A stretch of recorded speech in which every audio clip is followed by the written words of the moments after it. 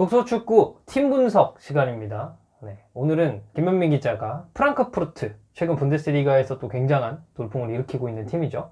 프랑크푸르트를 심층 분석하는 시간을 갖도록 하겠습니다. 예, 이 팀을 그러니까 좀 분석해달라고 부탁한 분들이 있어가지고요. 네. 예, 그래서 요청에 의해서 하게 된 겁니다. 프랑크푸르트가 최근에 그 벤피카를 꺾고 유로파리그 준결승에 진출했죠. 네. 예, 프랑크푸르트가 거의 유럽 대항전에서 준결승에 진출한 게 1979-80 시즌 이후 39년 만에 처음이거든요. 거의 뭐 40년이네요. 당시가 바로 우리 차범근. 차범근 감독님이 붐붐 차. 우승을 선사했던, 네. 예, UEFA컵 우승을 선사했던 네. 그 이후 처음 있는 일입니다. 네, 그렇습니다. 이렇게 보니까 시간이 진짜 약간 체감이 좀 되네요. 이게 막상 뭐 1979년 80 시즌이라고만 하면 오래됐네. 약간 이런 느낌인데 이 차범근이라는 인물을 또 직접 거론을 하니까 이 시간이 얼마나 좀 많은 갭 차이가 있는지 더 좀 피부로 와닿는 것 같습니다. 예, 프랑크푸르트 같은 경우는 2000년대만 하더라도 2부 리그에 주로 있었죠.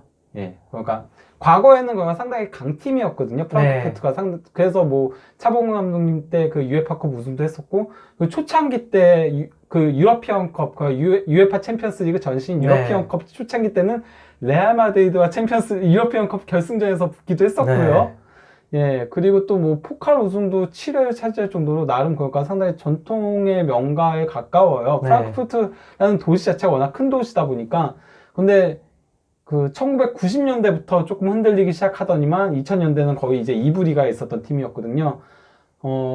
그리고 2010년대 들어서 분데스리가와 2부 리가를 왔다 갔다 했었습니다. 예, 이러던 팀이 이제 2시즌 전에 코바치 감독 부임한 이래로 그때 그러니까 승강 플레이오프에 간신히 잔류를 했던 적이 있었거든요. 네. 그때 그가 강등까지 갈 뻔했는데 승강 플레이오프 그때 간신히 잔류했고 그가 3시즌 전이죠. 그리고 2시즌 전에는 코바치 감독 하에서 좀 안정적인 성적을 거두면서 그러면서 이제 분데스리가 중위권으로 시즌을 마무리했고요. 네. 지난 시즌에 이제 코바치 감독 하에서 분데스리가 8위를 기록을 했고 또 포칼 우승을 차지하면서 DFB 포칼, 그러니까 독일 FA컵 우승을 차지하면서 그러면서 유로파 리그 진출권을 획득을 했었죠.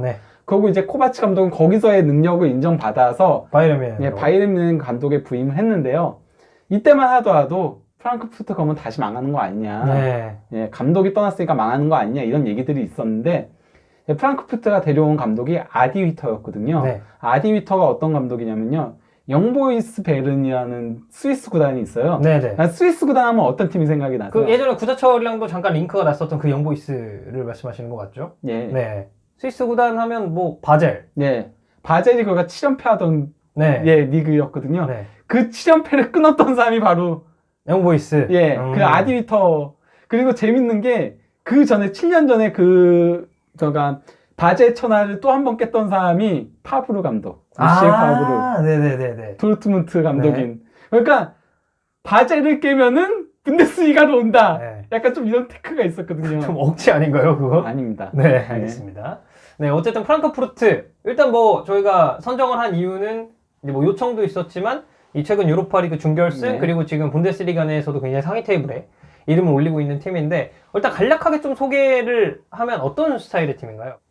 아디 위터 감독은 4-2-3-1 포메이션을 선호를 하거든요. 그러다 보니까 이제 4-2-3-1을 쓰기 위해서 원래 코바치 감독 때는 백스리를 썼어요. 그리고 3-4-1-2 포메이션을 썼는데 그러다 보니까 측면 자원이 없었거든요. 그래서 이걸 위해서 함부르크에서 코스티치하고 니콜라이 밀러를 영입했어요. 그러면서 측면을 강화를 했었는데 초반에 굉장히 안 좋았습니다. 그러니까 바이에른 뮌헨한테 DF의 슈퍼컵이라고 있어요. 그러니까 커뮤니티 실드 같은 건데 수페르코파 같은 그런 대회인데 거기서 역대 최다 점수차 패배를 당했고요. 대회 역대 그런 식으로 굉장히 안 좋은 시즌 출발을 보였습니다. 그리고 이제 4-2-3-1 쓰면서 하세베가 초반에 주전에서 밀려났었어요. 왜냐면 하세베가 그러니까 코바치 감독 아래에서 백스리의 중앙 수비수 리베로 역할로 부활에 재기에 성공했었거든요. 그러니까 한동안 맛이 갔다는 평가를 들었다가 수비형 미드필더에서 예전만한 운동 능력이 안 보이니까 이제는 조금 맛이 갔다는 지적을 들었다가 이제 리베로로 변신하면서 그러니까 재기에 성공했었는데 4-2-3-1로 돌아가니까 하세베가 뛸 자리도 없어졌던 거죠. 네. 그래서 이제 하세베 같은 경우도 주전 경쟁에서 밀려난 상태였는데 초반에 너무 성적이 안 좋으니까 다시 3-4-1-2 포메이션으로 돌아가게 된 겁니다. 아, 그러니까 포백을 쓰다가 다시 이제 예전에 프랑크푸르트가 썼었던 코바치 쓰리백, 감독 때 썼던 그리고 선수들한테 익숙한 쓰리백을 다시 이제 꺼내들게 된 거죠. 그걸 꺼내들게 됐는데요. 근데 조금 달라요. 그러니까 포메이션은 똑같지만은 네. 선수들한테 익숙한 포메이션으로 돌아갔지만은 네. 구동하는 방식은 조금 달라졌습니다. 네. 코바치 감독 때 프랑크푸르트는 말 그대로 진짜 선수비 후역 수비였거든요. 반면에 이제 그 아디위터 감독의 프랑크푸르트는 조금 더 공격 루트를 다변화했습니다. 공격 루트를 조금 더 다변화해가지고 그래서 좀 더 공격적인 축구를 하기 시작을 했었거든요. 네. 예, 먼저 그 최전방 3톱 공격이 상당히 강하게 나왔었죠. 그러니까 요비치하고 알레하고 그리고 레비치가 2선에 중앙 공격형 미드필더 이렇게 셋이 매직 트라이앵글이라고 독일에서는 이 셋을 표현을 했었거든요. 네. 마법의 삼총사 뭐 이런 식으로 표현했는데 일단 그러니까 레비치가 밑에서 프리롤로 자유롭게 휘쳤습니다. 뭐 중앙에서 침투에 들어가기도 하고 아니면 좌우 측면으로 막 빠지기도 하고 이러면서 조금 변칙적인 움직임으로 휘젓는 역할을 하고요. 그리고 이제 알레가 이 선수가 190이 넘는 장신 공격수거든요. 네. 알레가 이제 뭐 제공권을 따내고 그 비벼주고 그리고 또 키가 큰데 또 발재간 같은 것도 상당히 있어요. 아, 발밑이 좋다. 예, 그러면서 이제 패스 같은 것도 잘해주고 하면은 이제 요비치는 직선적으로 가가지고 양발로 골을 넣는. 그러니까 세 선수의 스타일, 그러니까 매직 트라이앵글이라고 불리는 이 세 선수의 스타일이 각각 좀 차이가 좀 있네요. 예, 그러면. 개성이 있고 그 역할 분담이 딱 됩니다. 네. 딱딱딱 돼가지고 그래서 이제 이 공격진이 터지기 시작하면서 프랑크푸르트가 상당히 잘 나가기 시작을 했었죠. 거기다 이제 측면 같은 경우는 원래 그러니까 지난 시즌 같은 경우는 그 챈들러하고 빌렘스가 좌우 윙백으로 섰었거든요. 근데 이 선수들은 약간 좀 풀백 성향이 강한 선수들이에요. 근데 그 이번 시즌에 여기가 이제 바뀌었어요. 아까 그 코스티치가 4-2-3-2 때문에 영입을 했다고 했잖아요. 네. 근데 코스티치가 4-2-3-2에서는 별로 재미를 못 봤어요. 그 이유는 코스티치는 전형적인 약간 클래시컬한 윙이에요. 측면을 파고들어서 크로스 올리는 선수인데 그러니까 인사이드 컷 움직임 없이 그냥 직선적인 선수였네요. 근데 이거 자체가 현대 축구에서는 조금 안 맞죠? 안 맞는 부분들이 있었거든요. 근데 이게 윙백으로 가면은 얘기가 좀 달라지죠. 그렇죠. 그러니까 측면을 상당히 직선적으로 많이 오르내리면서 그러면서 크로스를 양질의 크로스를 제공해 줍니다.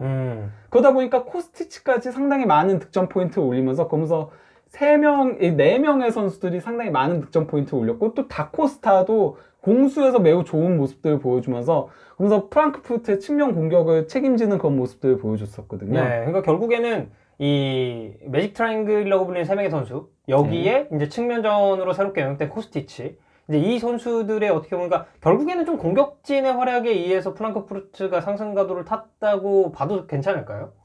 그러니까 지난 시즌에 비해서 조금 더 올라간 부분은 그거라는 거죠. 거기다가 이제 기존의 3백이 그대로 있고 하세베가 중심이 돼가지고 뭐 그 다비드 아브라함 과거에 헤타페에서 뛰었던 다비드 아브라함이랑 그리고 또 이제 은디카라던가 그런 영입한 선수들도 상당히 좋은 모습들을 보여주면서 그러면서 뭐 수비진이 그건 원래 좋았던 수비진이니까 거기가 공격이 조금 더 강해졌다는 거죠. 다변화됐다는 거죠. 약했었던 부분이 좀 더 업그레이드가 됐다. 이런 느낌으로 좀 보면 괜찮을 것 같습니다. 네.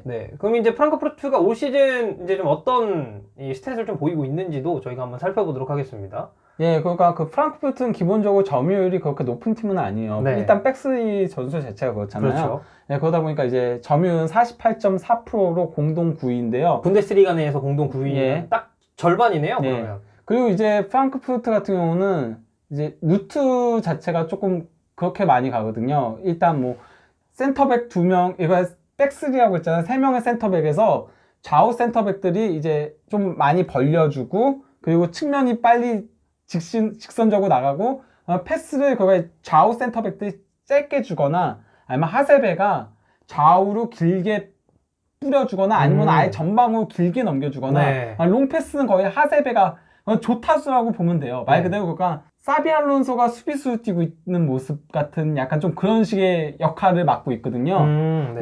그런 식으로 가다 보니까 기본적으로 패스 성공률은 그렇게 높지 않습니다. 아, 그렇죠. 롱볼의 어떻게 보면은 좀 특성이죠. 예. 이게 짧은 패스에 비해서는 패스 성공률은 좀 자연스럽게 낮아질 수밖에 없는. 실제 그 패스 성공률은 73.8% 최하입니다. 아, 분데스리가 최하위. 예. 예. 하지만은 공중볼 획득은 24.8, 경기당 24.8회로 1위입니다. 그렇군요. 예, 이건 일단 알레의 공도 상당히 크죠. 네. 예, 알레의 공도 상당히 크고, 뭐, 전체적으로 또 신장 조건들이 상당히 좋은 편이거든요, 선수들이. 근데 그거 상당히 효과적인 축구를 한다는 것들을 볼 수 있는 지표들이 있는데요. 일단 그 팀 득점이 58골로 바이에른, 도르트문트, 그리고 호펜하임에 이어서 4위인데요. 상당히 높네요. 예.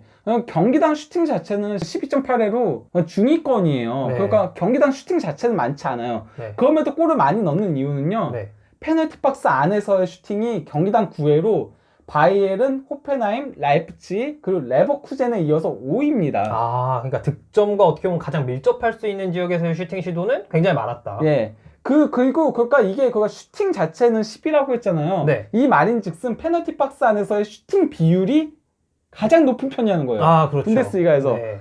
이를 그가 증명해주는 지표가 뭐냐면요. 페널티 박스 바깥에서의 슈팅은 3.8회로 헤르타 베를린 다음으로 적어요. 네, 그러니까 어떻게 보면 당연한 수치겠죠. 그렇죠. 전체 슈팅은 적은데 페널티 박스 안쪽에서 슈팅이 집중돼 있다면 자연스럽게 바깥쪽에서는 줄어들 수밖에 없는. 예.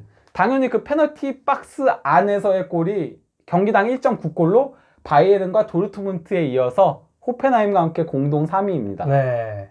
예. 그리고 또 이제 아까 얘기했다시피 뭐 그가 직선적인 그런 측면 돌파와 그 롱볼과 이런 역습을 상당히 많이 추구를 한다고 했잖아요. 네. 그러다 보니까 그 역습골이 9골로 도르트문트하고 호펜하임과 함께 공동 1위입니다. 대단하네요. 이 수치에서 어떻게 보면 그 프랑크푸르트의 전술적인 색채를 예. 약간이나마 엿볼 수 있는. 거기다가 이제 크로스가 경기당 크로스가 20회로 공동 3위고요. 네. 예, 그리고 또 롱패스가 경기당 69회로 5위인데요. 이게 그러니까 롱패스 같은 게 되게 웃긴 게요. 네. 1위가 바이에른 미넨, 2위가 뭐 도르트문트 이렇거든요. 네. 얘네들은 왜 그러냐면은 롱패스를 많이 해서가 아니고 패스 자체가 많아요. 네. 패스가 많이 롱패스가 많은 거고 네. 프랑크푸르트는 그렇게 패스가 많은 팀이 아니거든요. 네. 그러니까 비율 자체가 크로스도 그렇고 롱패스도 그렇고 전체 패스 대비에 비율이 매우 높다는 거죠. 그러니까 많이 구사한다는 의미입니다. 네. 그러니까 주로 이제 경기 중에 하는 뭐 어떻게 보면 패스의 컨셉이라고 해야 될까요? 그쪽이 이제 롱패스 쪽으로 많이 치우쳐져 있다고 봐도 괜찮을 것 같습니다. 예. 근데 아무래도 이제 공격적인 면을 저희가 한번 짚어봤으니까 수비적인 면에서도 뭐 간략하게 좀 설명을 해주신다면 좀 어떤 부분이 있을까요? 아, 예. 수비적인 면에서는 일단 뭐 슈팅 허용 같은 경우는 경기당 13회로 분데스리가 6위고요. 네. 이제 태클이 17.9회로 4위거든요. 그거 네. 태클을 상당히 즐겨하는 팀입니다. 네. 기본적으로. 그리고 실점은 이제 35실점으로 분데스리가 3위에 위치하고 있는데요. 최소 실점 3위라는 말씀이시죠? 그렇죠. 예, 최소 실점 3위인데요. 지금 여태까지 그거 뭐 코스티치, 다코스타, 그리고 공격 삼각편대, 그리고 뭐 하세베까지 얘기를 했잖아요. 이제 거기다가 또 핵심 선수가 하나가 있다면 그가 파리 생제르맹에서 실패하고 친정팀으로 돌아온, 임대로 돌아온 거지만요. 네. 이제 트랍의 공도 상당히 크다고 할 수 있죠. 예, 트랍 선수가 그러니까 선방률이 72.9%거든요. 네. 이게 그냥 분데스리가 전체 1위입니다. 그러니까 제일 잘 막는. 예, 그 선방률이 가장 높고요. 그리고 또 이제 XG 스탯을 보더라도 프랑크푸르트가 그러니까 좀 뭐랄까 기대 실점 대비 실제 실점이 세 번째로 적은 팀이더라고요. 예, 아마 맞을 겁니다. 이거 제가 봤었다가 잊어버리긴 했는데요. 네. 예, 제 기억에 아마 맞을 겁니다. 네, 아마 뭐 저희가 또 사진을 이제 따로 이제 첨부를 하면서 이제 볼 거기 때문에. 첨부 안 하면 틀린 건가요? 아니다. 첨부에 뭐 안 해도 이제 뭐 맞는 수치일 수 있으니까. 그러니까 기대 실점이라고 하는 건, 그러니까 뭐 플레이가 나왔을 때 이 팀이 뭐 이런 상황에서는 실점을 했어야 됐지만 이제 실제 실점이 이게 좀 차이가 있죠. 그게 그 기대 실점이라는 게 어떤 거냐면요. 구역별로 그리고 또 상황별로 해가지고 가중치를 줘요. 네. 그러니까 슈팅마다 이건 뭔가 득점에 어느 정도 근접한가 뭐 이걸 해가지고 뭐 이건 0.1골, 이건 0.2골, 이건 0.3골 이런 식으로 포인트를 주거든요. 네. 그래서 그 모든 슈팅마다의 포인트를 다 더해서 그래서 이제 기대 실점 그러니까 뭐 예를 들면 골문 앞에서 슈팅은 상당히 골에 근접한 거고 수비수가 없으면 또 골에 근접한 거고 이런 거니까 그 가중치들 다 더해서 그래서 이제 이 실점을 할 경기였다라는 거를 산술적으로 내는 겁니다. 스탯적으로. 네. 그러니까 실제 실점과는 분명히 차이가 있습니다. 그렇죠. 근데 이제 골키퍼들이 그걸 상당히 선방을 많이 하면은 그럼 기대 실점이 높은 반면에 실제 실점은 낮은 거죠. 떨어지게 되는 거죠. 그렇죠. 그래서 이 격차가 벌어지게 되는 거죠. 네, 그렇습니다. 예, 그리고 또 이제 프랑크푸르트 같은 경우 단순히 그러니까 뭐 이런 선수적인 부분만이 아니고 구단 운영적인 측면에서도 지금 상당히 잘 해나가고 있어요. 네. 프레디보비치 단장이 부임한 이래로 일단 그 선수들을 유망한 선수들 상당히 많이 영입했고요. 그 다국적 군단입니다. 네. 프랑크푸르트가 그 분데스리가 팀들 중에서 가장 선수 국적이 많아요. 그러니까 다양하다는 얘기네요. 지난 시즌에 제가 알기로 14개였나 그랬었던 걸로 기억을 해요. 14개 국적인가 15개 국적을 가지고 있었거든요. 예, 근데 이번 시즌 역시 또 그런 현상이 이어지고 있는데 그 중에서도 특별히 동유럽 쪽 애들이 조금 활개를 치고 있어요. 뭐 이제 레비치라든지. 레비치, 요비치, 코스티치, 가치노비치. 그 치씨 가문들. 뭐 그런데 거기다가 이제 또 유스 시스템도 상당히 잘 구축해 나가고 있고요. 또 이제 미국과 그런 교류 같은 것들도 상당히 많이 해가지고 미국에 이제 뭐 유스 아카데미를 설립하고 조금 그런 식의 모습들도 상당히 보여주고 있고 또 새로 이제 훈련장도 짓고 있고 그래서 이제 거의 완공이 되어 가고 있는 모습이고 좀 이런 식으로 하는 데다가 이번 겨울에도 선수들 상당히 적재적소에 영입을 했거든요. 그러니까 로데하고 힌터레거하고 그런 선수들을 그 알마미투레 그 모나코에서 뛰던 그런 선수들을 영입해가지고 그래서 유로파 리그에 조금 더 힘을 실을 수가 있었어요. 로테이션을 돌릴 수 있으면서 좀 그런 식으로 구단 운영도 상당히 잘 해나가고 있고 또 재계약도 상당히 일찍 한꺼번에 다 겨울에 일괄적으로 주축 선수들 재계약을 싹 해버렸습니다. 그러니까 지키는데도 어느 정도 좀 성공을 했다. 그리고 이제 요비치도 700만 유로의 완전 영입이 최근에 있었고요. 뭐 그런 식으로 상당히 그런 모습들을 보여주고 있죠. 네. 그러니까 프랑크푸르트가 지금 현재 이제 성적을 놓고 보면 분데스리가에서는 4위. 그리고 유로파 리그에서는 준결승 이제 첼시와 경기를 앞두고 있죠.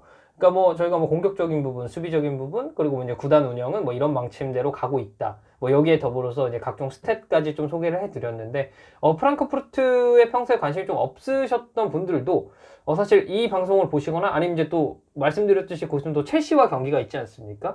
네, 첼시와의 유로파 리그 경기가 있기 전에 이 영상을 한번 보시고 경기를 이제 관람을 하시면 조금 더 재미가 배가 되지 않을까 싶습니다. 한 가지 아쉬운 게 그거예요.